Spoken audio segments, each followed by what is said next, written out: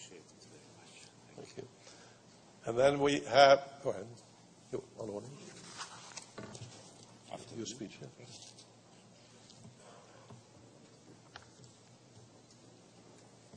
Please be seated. Be seated. Rabbi Arthur Schneier, beloved friend, Your Excellencies, ambassadors and representatives of the world's nations, distinguished leaders of the Jewish community and other faith communities, beloved children, Shalom. It is indeed a real joy for us to be afforded the opportunity to visit this blessed Park-Ist synagogue in the heart of this extraordinary city. We are familiar with your spiritual leaders. We are acquainted with your religious and social programs, and we admire your diverse educational initiatives for the formation of your faithful. More particularly, however, we are aware of the extraordinary work for religious freedom by Rabbi Schneier through the Appeal of Conscience Foundation, for which our dear friend has deservedly received the Patriarch Athenagoras Human Rights Award of the Greek Orthodox Archdiocese in America from the hands of our beloved Exarch Archbishop Demetrius. Yet our visit here is more than simply a formality. It transcends a mere courteous visit of a Christian leader to a Jewish leader. Even as the successor of St. Peter, our brother, His Holiness Pope Benedict XVI, visited here last year, we also come, the successor of Peter's earthly brother, the first called Apostle St. Andrew, inspired by our fervent conviction that the most urgent task that lies before all faith communities is our global cooperation for the promotion of greater tolerance and understanding among the peoples, races, and religions of our planet. This is why accompanying us today is His Eminence Metropolitan Emmanuel of France, who facilitates and chairs the international academic consultations between Orthodox Christianity and Judaism, initiated by the Ecumenical Patriarchate since the mid-1970s. We are pleased that the 7th academic consultation between Judaism and Orthodoxy will convene 2 weeks hence in Athens, Greece. The title of the consultation, The World in Crisis, Ethical Challenges and Religious Perspectives, is indeed timely, given the ecological, social, financial, and political upheavals in our world today. We personally had attended a previous academic conference in Thessaloniki between Christian Orthodox and Jews, and we visited then the monument of the Holocaust in the city. There is no doubt in our minds that interfaith dialogue is a responsibility and obligation for all religious leaders of our time. For not only do we have common ground that unites us, such as the sacred scriptures that we cherish, as well as the patriarchs and prophets that we venerate, but we also have common issues that we face in our world. Foremost among these crucial issues is the preservation of God's creation, the natural environment that we are commanded to till and keep, Genesis 2:15, as priestly stewards of the earth. As we are aware, we have just completed our 8th Ecological Symposium on the Mississippi River in New Orleans, where we raised awareness to the vast ethical and social problems intimately related to the devastation of the world's natural resources as a result of human arrogance and greed. From the outset of our environmental initiatives, we recognize the importance of working together with other disciplines, such as scientists and policymakers, as well as other confessions and religions. For the environment surely transcends doctrinal boundaries. It is something for which we are collectively responsible. It is something that we can only address together and not in isolation. And faith communities in the United States have an increased responsibility and obligation to educate their faithful about the grave impact of first world nations on the planet's capacity for survival.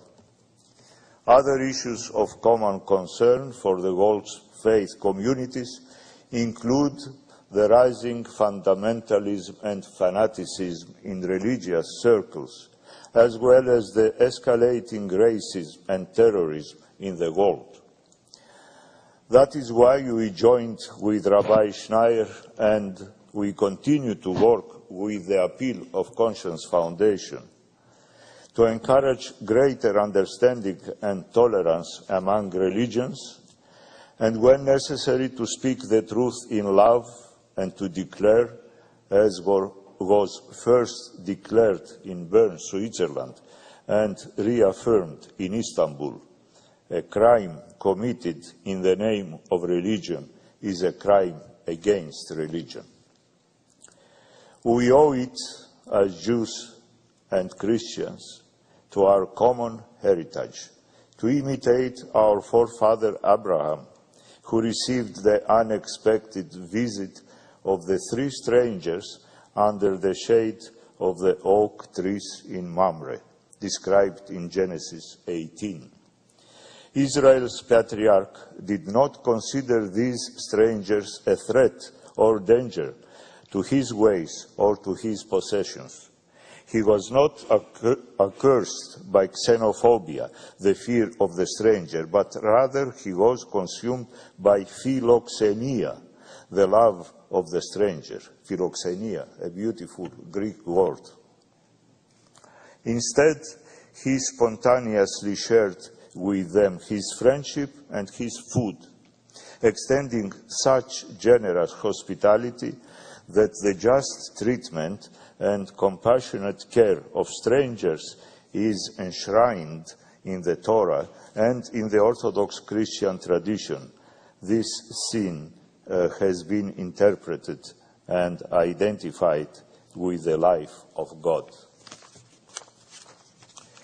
Dear friends, we are called to become prophetic communities of transformation in a world of stagnation, prophetic communities of peace in a global society threatened by war, prophetic communities of dialogue in a culture characterized by conflict, and prophetic communities of reconciliation with God's creation at a time when the earth's future is at risk.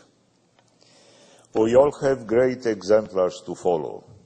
For us Christians, we shall never forget the heroes of Bulgaria and Greece, who, during the Second World War, risked their own lives to save their Jewish friends and neighbors from the outrageous horror of the Holocaust.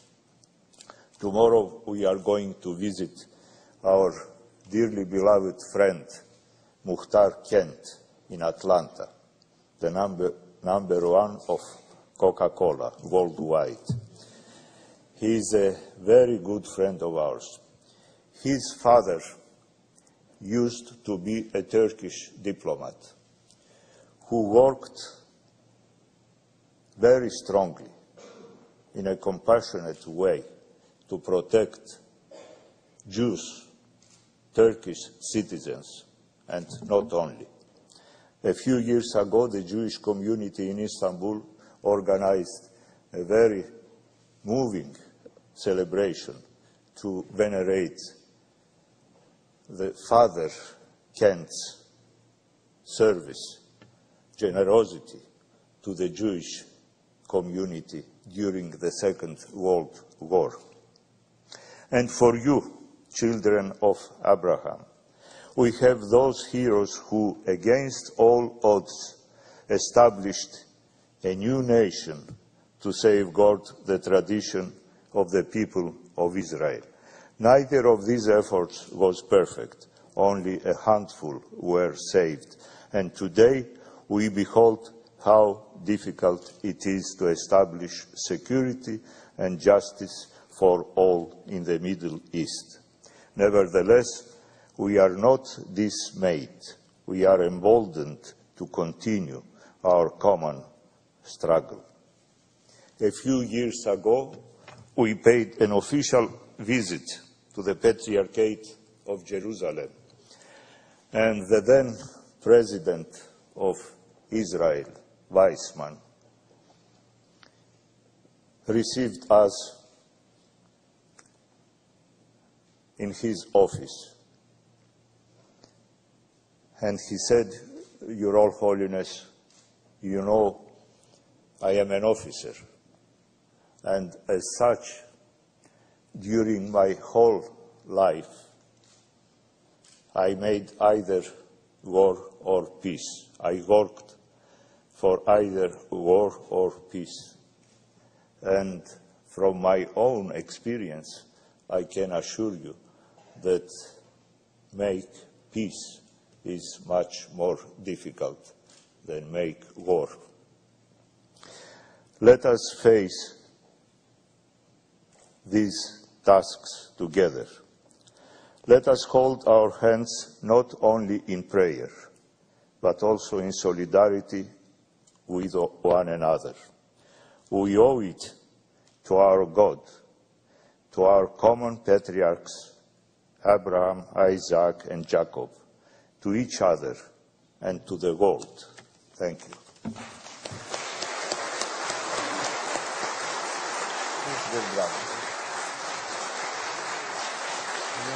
The children are going to make a presentation to you.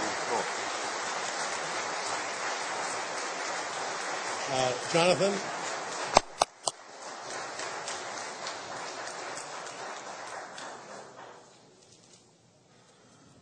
Where's the gift? The gift? The gift are themselves.